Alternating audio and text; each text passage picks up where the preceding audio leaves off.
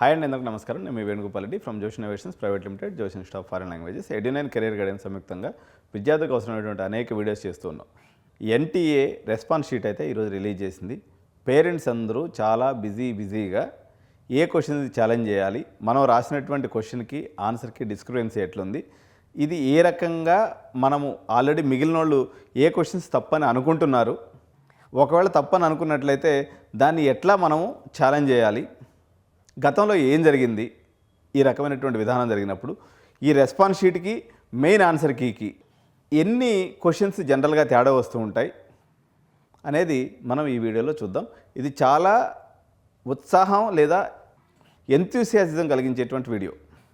ఎందుకంటే ఎవరైనా సరే ఏ పేరెంట్కైనా ఏం తెలుసు, 2026లో రెస్పాన్స్ షీట్ ఏమొచ్చింది, జనరల్గా ఈ క్వశ్చన్ తప్పు ఆ క్వశ్చన్ తప్పు, మనకి పిల్లలు పెట్టినటువంటి కామెంట్స్ లేదా టీచర్స్తో మాట్లాడిన దాన్ని బట్టి కొన్ని క్వశ్చన్స్ని మేము ఐడెంటిఫై చేసాం.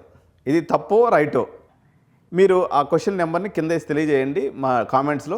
డెఫినెట్గా దాన్ని రేపు వీడియోలో మనం మళ్ళీ ఒకసారి చూద్దాం.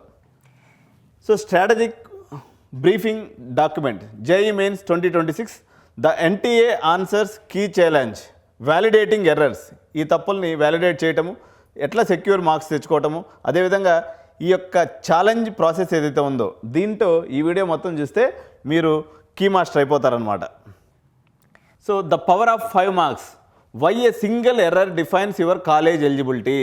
అంటే కరెక్ట్ ఆన్సర్ అయితే ఒక 4 మార్కులు వస్తాయి మీకు, నెగిటివ్ మార్క్ సేవ్ అయిపోయింది కాబట్టి మళ్ళీ ఇంకొక మార్కు అవుతుంది. అంటే ఒక్క క్వశ్చన్ మీరు ప్రాపర్గా ఐడెంటిఫై చేస్తే 5 మార్కులు ఇంపాక్ట్. ఇది ఎంత పెద్ద ఇంపాక్టో తెలుసా? హై ర్యాంకు 5 మార్క్స్ స్వింగ్ అంటే can shift your position by thousands of rank in high density Jones.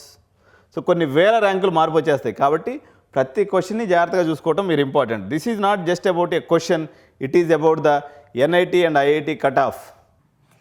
The system error pros 2025లో క్వశ్చన్స్ డ్రాప్ చేసినటువంటి క్వశ్చన్స్ని కానీ రివైజ్ చేసినటువంటి క్వశ్చన్స్ కానీ ఎన్ని అంటే 12 క్వశ్చన్స్ని మార్పు చేశారండి. 2025లో రెస్పాన్స్ షీట్ వచ్చింది కదా, సెషన్ 1 వచ్చినప్పుడు అప్పుడు ఈ రకంగా రెస్పాన్స్ షీట్ వచ్చింది కదా. ఈ రెస్పాన్స్ షీట్కి, సో ఇప్పుడు వచ్చినటువంటి రెస్పాన్స్ షీట్కి మెయిన్ రెస్పాన్స్ షీట్కి 12 క్వశ్చన్లు తేడా ఉన్నాయి.